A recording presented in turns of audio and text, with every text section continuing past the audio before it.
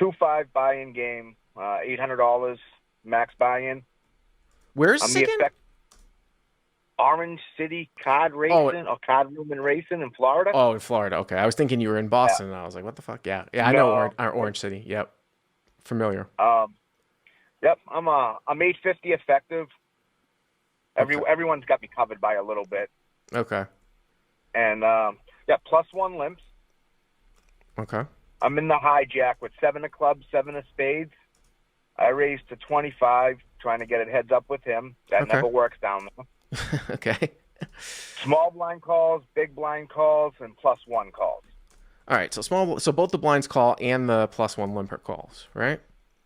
Correct. I mean, I think that that's totally fine, right? Sevens. I mean, the tricky part of these games, I don't know if this is a drop. Just talking about a little bit about live poker pre-flop. I get this question. It's interesting. I might even bring it up as a topic on my regular podcast tomorrow, because there was a guy that had emailed me in and said, I've never played in a drop or a rake game. I've only played in time games. Like, and you say that, oh, maybe you should just raise or fold pre-flop. And I had to give a giggle because I've always sort of cut my teeth in drop games, which are the absolute worst. But if you have like a guy from +1 limp in, and then say you're in the cutoff or like on the button with like pocket deuces, pocket threes, and you have a massive flat drop in the game, or I think in Florida there's a rake where it's like, what's the best play? Could you even consider folding? Because you can ISO if the guy calls the small pocket pairs play so poorly post flop in terms of you're either going to flop a lot or a little. It's an interesting question as people play a little bit tighter pre-flop. 7-7 is obviously a no-brainer raise, ISO raise. But, if you had 3-3 or deuce-deuce in the hijack, what would you have done? Would you have overlimped? I'd probably try and sneak into the flop on an over limp. Yeah. $5. I mean, again, it's and then they're taking $5 right off the top, or is it a rake? No. It's a rake. Okay. A buck. Okay. All right. But So they do rake it without a flop for a buck too. I've never seen that before. oh, they do. Well, they do that in California. In Commerce, they take $2. So, all right. So you make it 20, right? 20? 25. 25. 25. So it's like 100, right? Minus the drop or something. Yep. Okay. All right. And the flop is the ace of diamonds, 10 of hearts, and the 7 of diamonds.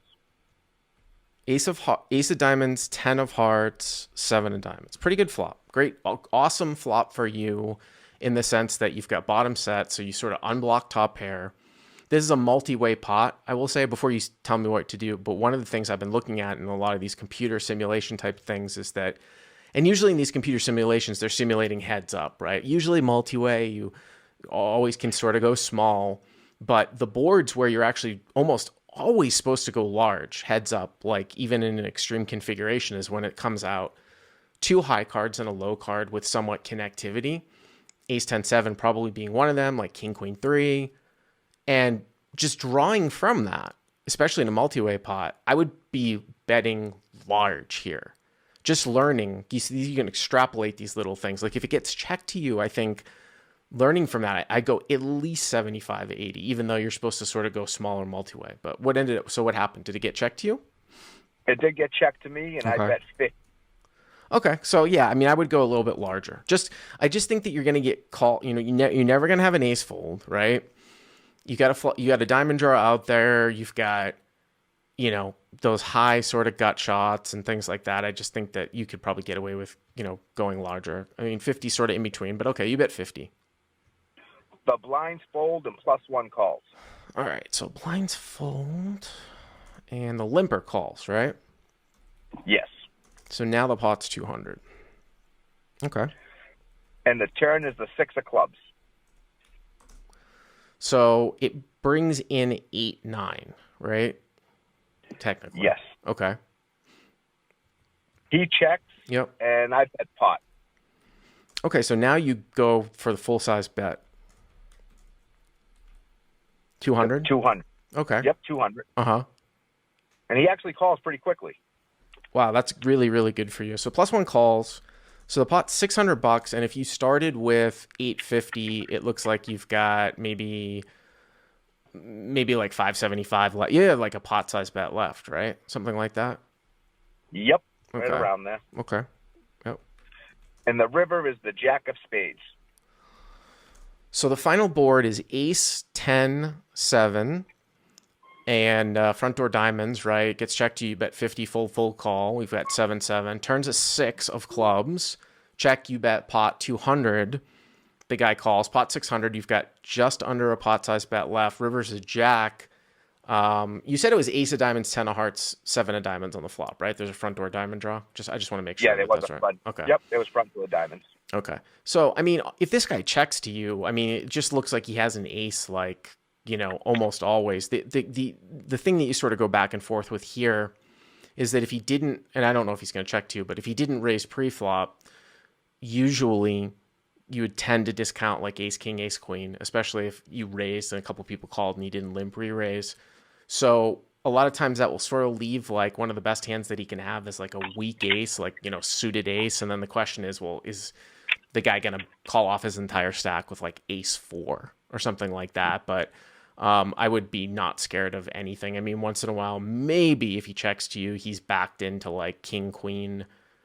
He'd have to have the front door because you're pot sizing on the turn, like just one combo of king, queen suited. But I would be very, very happy with a value bet here for sure when he checks to you. What happened on the river? And this is where my hand goes completely wrong and why I sent it to you. Okay. He bets out for $30. Oh, he block bet you. Is it a block bet when it's 30? Well, as opposed to what? $100, 150. I would see more of a block bet. I mean, $30. Just like I didn't know how to take it. I was so confused. Well, I ended up sitting there. Here's the thing that I say is that whenever you get min bet, and what I mean by min bet is usually like if somebody bets like less than say like 1/10 the size of the pot, and I've seen people get somewhat frozen here. You just treat it like a check.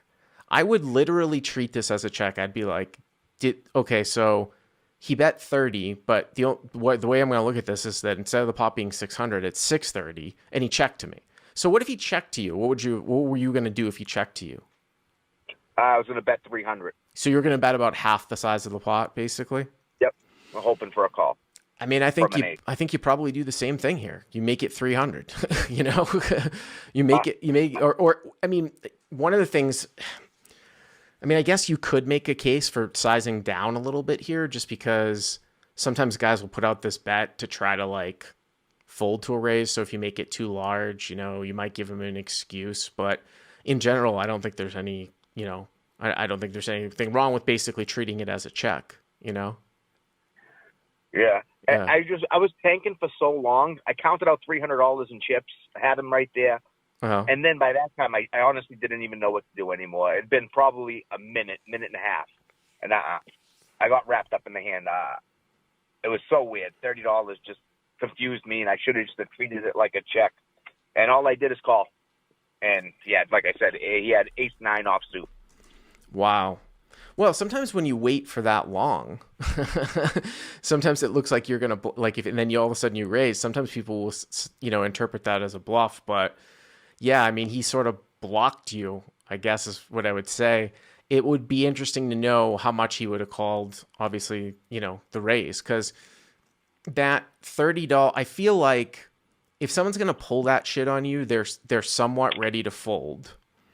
If you raise them more so than if they were going to check and call. Now, occasionally, very, very occasionally, somebody puts in like the reverse block bet. And what that means is like they're trying to induce you to raise. But I mean, there's so few hands that you lose to here. You can't really worry about that. Sometimes that reverse block bet. So check this out. You can sometimes make this play here too. And I actually got this from Lyman when he used to be on my podcast. And I've seen him implement it in PLO. It's a little more extreme. You can actually put a reverse block bet in position on the river. And I mean, a block in position is kind of weird, but you're just basically trying to induce a raise. And then sometimes like the small bet will induce somebody who is totally ready to fold from out of position to just spazzing out.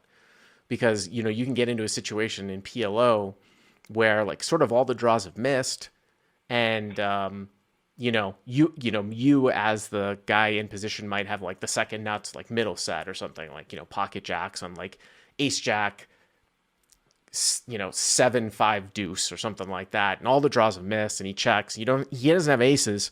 So he's probably missed a draw. You got 3 jacks, but So he's going to fold, but you just throw like an induced bet out. That can happen sometimes from out of position too. I wonder if you would have called though if you bumped it up to 300, but you can't be scared. That's the moral of that. Like I said, I got so confused by the bet, and that's what I thought. Did he just sit there with king queen of diamonds, and he's waiting for me to raise right now? And it didn't matter because I wasn't going to fold if I put out 300. Obviously, I only had 200 left behind, and that's what made me even angrier when I stopped and thought about that. I could never fold. Well, someone said if you jam, it looks fishier. I don't know. I mean, that could be, but again, if a guy's going to pull a block bet like this with ace 9 off, I don't think they're going to call off to a jam. So that's the whole thing. But I appreciate the call. Thank you very much. Hey, thanks, Bob. All right. If you like what you've seen here, please hit the subscribe button. And if you enjoyed this call-in hand, hit the like button down below. To check out crushlivepoker.com, click on the link in the description. Use the code YTA300 to get the first 30 days for free.